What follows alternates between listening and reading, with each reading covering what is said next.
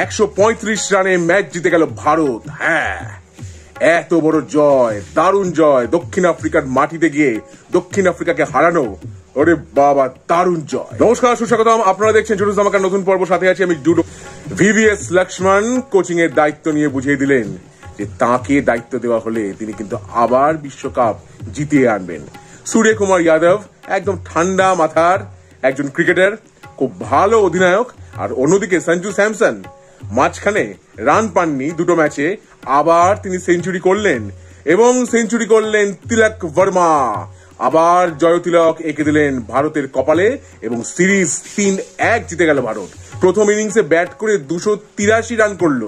হ্যাঁ, 73 রানের ওপেনিং জুটি হয়েছে ভারতের আজকে এবং ভারতের বিদেশের মাটিতে এটাই highest run, 283 run.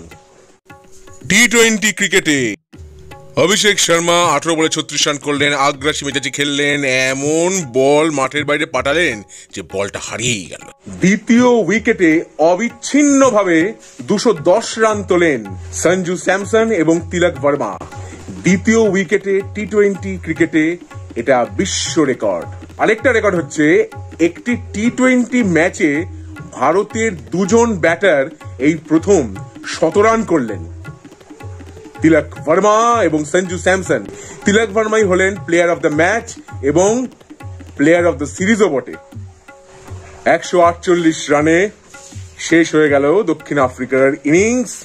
Arshdeep Singh তিনি নিয়েছেন 3 উইকেট, হার্দিক পান্ডিয়া নিয়েছেন 1 উইকেট, রমনদীপ সিং তিনি নিয়েছেন 1 উইকেট, রবি বিষ্ণইও 1 উইকেট নিয়েছেন, অক্ষর প্যাটেল নিয়েছেন 2 উইকেট এবং বরুণ চক্রবর্তী তিনিও নিয়েছেন 2 উইকেট। বরুণ চক্রবর্তী এই গোটা টুর্নামেন্টে 12টা উইকেট নিয়েছেন। হ্যাঁ, তিনি রানও খরচা করেছেন বটে, কিন্তু উইকেটও নিয়েছেন। দক্ষিণ আফ্রিকার মাটিতে গিয়ে দক্ষিণ আফ্রিকাকে হারানো, তাও এক প্রকার জুনিয়র দল নিয়ে যাওয়া, এটা কৃতিত্বই বটে, বিরাট কৃতিত্ব। ভবিষ্যতে যেন ভারত প্রত্যেকটা ওয়ার্ল্ড কাপ বারবার করে জেতে, চ্যাম্পিয়ন্স ট্রফি জেতে, টি-20 ওয়ার্ল্ড কাপ জেতে এবং 50 ওভার্সের ওয়ার্ল্ড কাপও জেতে, জিততেই থাকে। হ্যাঁ।